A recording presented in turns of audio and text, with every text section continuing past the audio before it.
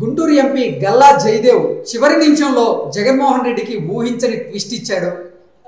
తాను తెలుగుదేశం పార్టీకి రాజీనామా చేయనని, ఇప్పుడు యాక్టివ్గా లేనప్పటికీ తాను రాజకీయాల్లో యాక్టివ్గా పార్టిసిపేట్ చేయదలుచుకున్నాను అంటూ కూడా ఆయన చివరి నిమిషంలో ఊహించినటువంటి ట్విస్ట్ ఇచ్చాడు. ఈ అంశానికి సంబంధించి మనతో మాట్లాడేందుకు ప్రముఖ సీనియర్ జర్నలిస్ట్, ప్రముఖ రాజకీయ విశ్లేషకులు సిఎస్ రావు గారు మనతో ఉన్నారు. ఆయనతో మాట్లాడదాం. సార్ నమస్తే. సార్ నమస్తే కృష్ణ. సార్, జగన్మోహన్ రెడ్డికి గుంటూరు ఎంపీ గల్లా జయదేవ్ చివరి నిమిషంలో ఊహించని ట్విస్ట్ ఇచ్చారు.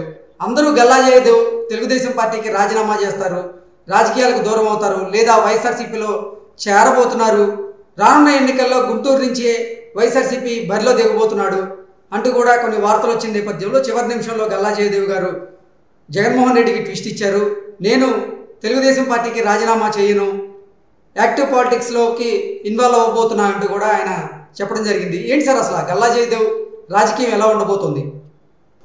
ఒకటి కృష్ణ, ఇప్పుడు ఆయన గుంటూరు నుంచి 2 సార్లు వరుసగా ఎంపీగా గెలవడం జరిగింది. గుంటూరు ప్రజల యొక్క ఆదరాభిమానాలు కూడా ఆయన పొందారు కూడా భారీగా. మరోసారి పోటీ చేసినా గానీ ఆయన ఎంపీగా గెలిచేటువంటి అవకాశం ఉందని చెప్పి సర్వేలు చెప్తూ ఉన్నాయి. ఇలాంటి క్రమంలో ఆయన ఒక కీలకమైనటువంటి నిర్ణయం తీసుకున్నారు. ఆ నిర్ణయం తీసుకున్నటువంటి క్రమంలో గుంటూరులో ఉండేటువంటి ప్రజలకు తెలియజేయడానికి ఒక ఆత్మీయ సమ్మేళనం లేదా ఒక వీడ్కోలు సభలాగా పెట్టారు. ఇవాళ పెట్టినటువంటి క్రమంలో భారీ ఎత్తున అక్కడికి ఆయన అభిమానులు రావడం జరిగింది. ఆయన అభిమానులను ఉద్దేశించి ఆయన తన అభిప్రాయాన్ని చెప్పడం జరిగింది. ఏం చెప్పారంటే, ప్రస్తుతం నాకు ఒకవైపు బిజినెస్ ఉంది, ఇంకొక వైపు పాలిటిక్స్, ఈ రెండింటిని నేను సమన్వయం చేసుకోలేకపోతున్నాను, అందుకే తాత్కాలికంగా నేను రాజకీయాలకి కొంచెం దూరంగా ఉండాలనుకుంటున్నాను టెంపరీగా అనేటువంటి విషయాన్ని చెప్పారు. అంటే ఆయన యాక్చువల్ గా వారం క్రితం తీసుకున్నటువంటి నిర్ణయానికి ఇవాళ ఆయన చెప్పినటువంటి అభిప్రాయానికి కొంత వ్యత్యాసం ఉంది. ఎందుకంటే ఇప్పుడున్నటువంటి పరిస్థితుల్లో గల్లా జయదేవ్ లాంటి లీడరు తెలుగుదేశం పార్టీకి అవసరం. ప్రత్యేకించి అక్కడ ఉండేటువంటి గుంటూరు, కృష్ణా జిల్లాలో ఉండేటువంటి ఆ మధ్యలో ఉండేటువంటి రాజధాని అమరావతి ఏదైతే ఉందో, అమరావతి రైతులకు న్యాయం చేయాలని అంటే, లేదా అమరావతి రాజధాని నిర్మాణం కావాలంటే గల్లా జయదేవ్ లాంటి లీడర్లు అవసరం. ఇప్పుడు తెలుగుదేశం పార్టీకి అవసరం, అలాగే రాష్ట్రానికి కూడా అవసరం. సో ఆ విషయాన్ని బహుశా నేను అనుకోవటం గల్లా జయదేవ్కి అనేక మంది చెప్పి ఉంటారు. ఇలాంటి పరిస్థితుల్లో ఇప్పుడు ఉన్నటువంటి క్లిష్ట పరిస్థితుల్లో రాష్ట్రాన్ని భవిష్యత్తుని తీర్చిదిద్దాలంటే కనుక ఖచ్చితంగా మీలాంటి వాళ్ళు రాజకీయాల్లో కొనసాగాలి అని చెప్పి కొంత చెప్పు ఉండొచ్చు. ఎందుకంటే గత 4 రోజుల నుంచి కూడా ఆయన రాజకీయాల నుంచి వైదొలుగుతారు కంప్లీట్ గా. ఈసారి ఎంపీగా పోటీ చేసే అవకాశం లేదు, ఆయన వైదొలుగుతున్నారు, తెలుగుదేశం పార్టీకి దూరంగా జరుగుతున్నారు, ఇలాంటి ప్రచారం అయితే జరిగింది. ఇంకొక స్టెప్ ముందుకేసి వైఎస్ఆర్ కాంగ్రెస్ పార్టీ సోషల్ మీడియాలో వైఎస్ఆర్ కాంగ్రెస్ పార్టీలోకి ఆయన రాబోతున్నాడు అనేది వాళ్ళు అడ్వాంటేజ్ గా తీసుకొని కొన్ని ట్రోల్స్ కూడా చేయడం జరిగింది. కానీ ఆయన వైఎస్ఆర్ కాంగ్రెస్ పార్టీలోకి వెళ్ళేటువంటి అవకాశం కానీ అలాంటి ఛాన్స్ కానీ లేదు, ఉండదు కూడా. ఎందుకంటే గల్లా ఫ్యామిలీ అని అంటేనే వాళ్ళది ఆల్రెడీ కంపెనీ ఉంది. సో కంపెనీ ఉంది కాబట్టి ఆ కంపెనీకి సంబంధించి ఎన్ని ఇబ్బందులు పడ్డారో జగన్మోహన్ రెడ్డి కారణంగా అనేది మనందరం కూడా చూసాం.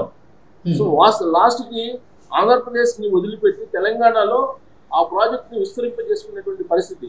సో ఇలాంటి పరిస్థితుల్లో వైఎస్ఆర్ కాంగ్రెస్ పార్టీలోకి గల్లా జయదేవ్ వెళ్తారు అనేది పచ్చి అబద్ధం. కాకపోతే ఆయన ఇప్పుడున్నటువంటి పరిస్థితుల్లో రాజకీయాల్ని అలాగే వ్యాపారాన్ని రెండింటినీ నిర్వహించలేకపోతున్నారు, దేనికి పూర్తి న్యాయం చేయలేకపోతున్నారు అనేటువంటి భావంతో ఉన్నారు. లేదంటే అమర్ రాజా కంపెనీని, అమర్ రాజా అనేది ఒక పెద్ద కంపెనీ, దానికంటూ ఒక రెప్యుటేషన్ ఉంది, కొన్ని వేల మంది ఉద్యోగులు ఉన్నారు. అలాంటి కంపెనీని ఆంధ్రప్రదేశ్లో లేకుండా పొల్యూషన్ కంట్రోల్ నోటీసులు ఇచ్చి పొల్యూషన్ పేరుతోటి ఆ రాష్ట్రంలో లేకుండా చేసినటువంటి జగన్మోహన్ రెడ్డి పక్షాన గల్లా జయదేవ్ లాంటి వాళ్ళు చేరతారని చెప్పి నేనైతే అనుకోను. సో కాబట్టి అది పచ్చి అబద్ధం, వైసీపీలోకి వెళ్తారనేది.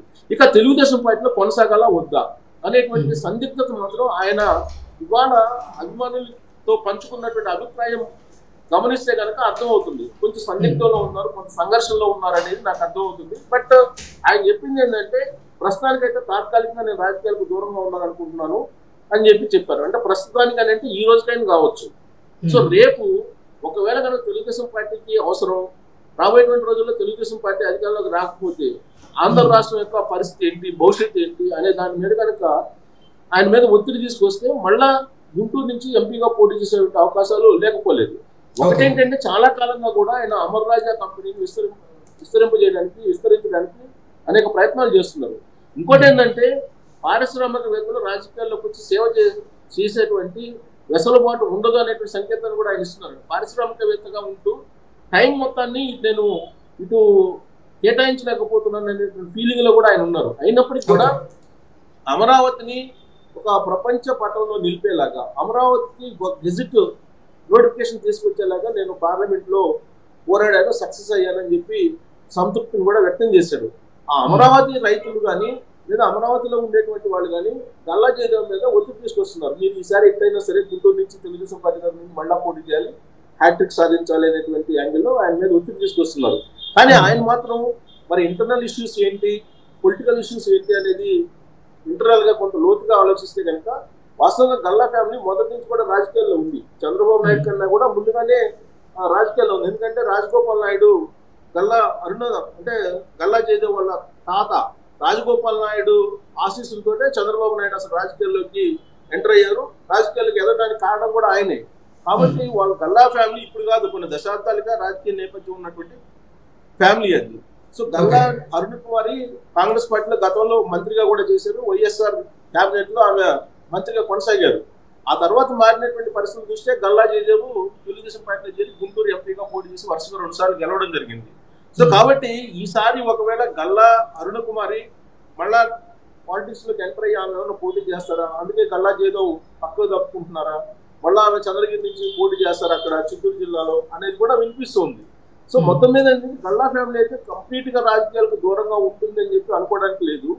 బట్ గల్లా జయదేవ్ మాత్రం తన వ్యక్తిగతమైనటువంటి కారణాల దృష్ట్యా రాజకీయాలకి కొంత తాత్కాలిక విరామం తీసుకోవాలి అనేటువంటి ఆలోచన చేస్తున్నాను.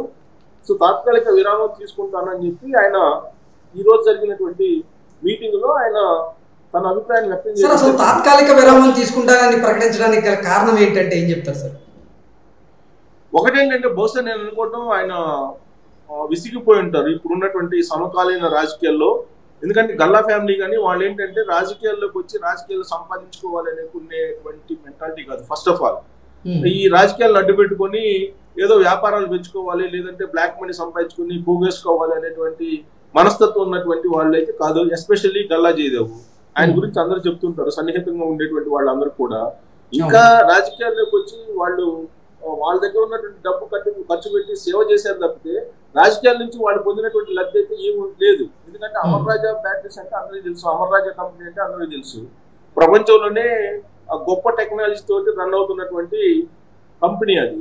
సో బహుశా నేను అనుకుంటాం ఈ రాజకీయాల్లో ఉన్నందువల్ల లాభం లేకపోగా పారిశ్రామికవేత్తగా లేదంటే వ్యాపారవేత్తగా ఎదగలేకపోతున్నాం అనేటువంటి ఫీలింగ్ లో బహుశా గల్లా జయదేవ్ ఉండొచ్చు. అంతకుముందంటే వాళ్ళ నాన్న కానీ వాళ్ళ తాత కానీ వాళ్ళైతే కొంత రాజకీయాల్లో కొనసాగారు, కానీ వ్యాపారంలో ఏదో అంటే చేయాలనేటువంటి ఆలోచన లేకుండా ఏదో ఉన్నటువంటి వ్యాపారాన్ని ఉండేటువంటి ఇండస్ట్రీని నడుపుకుంటూ వచ్చారు వాళ్ళు. కానీ ఇప్పుడున్నటువంటి జనరేషన్, గల్లా జయదేవ్ జనరేషన్ వచ్చేటప్పటికి దీన్ని మరింత విస్తరింపజేయాలి అనేటువంటి ఆలోచన ఇప్పుడు ఆల్రెడీ తమిళనాడుకి కానీ లేదంటే తెలంగాణకు కానీ విస్తరింపజేస్తున్నారు కదా. ఇప్పుడు ఆల్రెడీ తమిళనాడు రాష్ట్రం నుంచి విస్తరింపజేయాలనేటువంటి ఆలోచన వాళ్ళు చేస్తున్నారు. సో ప్రపంచవ్యాప్తంగా ఒక పారిశ్రామికవేత్తగా ఎదగాలనేటువంటి ఒక అంబిషన్ కూడా ఉండొచ్చు గల్లా జయదేవ్కి. బహుశా ఆ అంబిషన్ లో రాజకీయాలకు కనుక మనం ఉంటే టైం ఎక్కువ కేటాయించలేకపోతున్నాము అనేటువంటి ఫీలింగ్ కూడా ఉండొచ్చు. రెండింటికి న్యాయం చేయలేకపోతున్నాం అనే ఫీలింగ్ కూడా ఉండొచ్చు. సహజంగా ఏంటంటే ఇప్పుడు ఉండేటువంటి రాజకీయ నాయకులు ఎక్కువ మంది ఏంటంటే రాజకీయాల్లోకి వచ్చి కాంట్రాక్టర్స్ కానీ పారిశ్రామికవేత్తలు కానీ వ్యాపారవేత్తలు కానీ రాజకీయాల్లోకి వచ్చి ఒకేసారి అమాంతం సంపాదించేయించి అనేది కాన్సెప్ట్ తోటి వస్తూ ఉంటారు ఎక్కువ మంది. వచ్చిన తర్వాత నుంచి ఈ రాజకీయాలను ఉపయోగించుకొని ఆ పదవులను ఉపయోగించుకొని కోట్ల రూపాయలు పోగేసుకుంటూ ఉంటారు. కానీ గల్లా జయదేవ్ అలా కాదు, రెండు వేరువేరుగా చూస్తూ ఉంటారు, దేనికదే చూస్తూ ఉంటారు. రాజకీయాలను ప్యూర్ గా ప్రజాసేవ అనేటువంటి కోణంలో నుంచి చూస్తూ ఉంటారు. ఆ కోణం నుంచి చూసినప్పుడు నీకు బిజినెస్ లో కొన్ని దెబ్బతినేటువంటి అవకాశం ఉంది. బిజినెస్ మీద కాన్సన్ట్రేషన్ చేయడానికి టైం సరిపోదు. అదొకటి. దాంతో పాటు రాజకీయాల్లో ఉన్నందువల్ల ఇప్పుడు ఆయన రాజకీయ పార్టీకి సంబంధించినటువంటి వ్యక్తిగా చూసినందువల్ల ప్రభుత్వం నుంచి రావాల్సినటువంటి బెనిఫిట్స్ కానీ ఇలాంటివన్నిటిని కూడా కోల్పోయేటువంటి అవకాశం ఉంది. ఒక ఇండస్ట్రియలిస్ట్ గా ఎదగడానికి ఉండేటువంటి మార్గాల్లో ప్రతిబంధకాలు ఏర్పడేటువంటి అవకాశం ఉంది. బహుశా ఆ కోణం నుంచి కూడా ఆయన తాత్కాలిక రాజకీయాల నుంచి తప్పుకోవాలి అనేటువంటి ఆలోచన చేసి ఉండొచ్చు కూడా. అయితే నాకు ఇవాళ ఆయన స్పీచ్ అయిన తర్వాత నాకు అర్థమైంది ఏంటంటే ఆయన తీసుకున్నటువంటి నిర్ణయం అయితే temporary.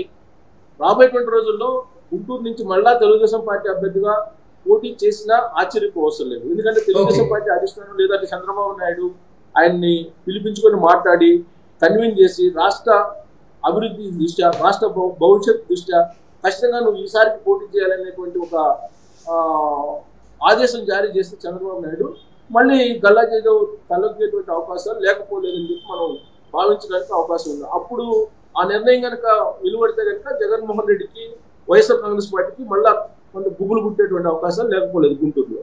Okay okay sir, thank you so much.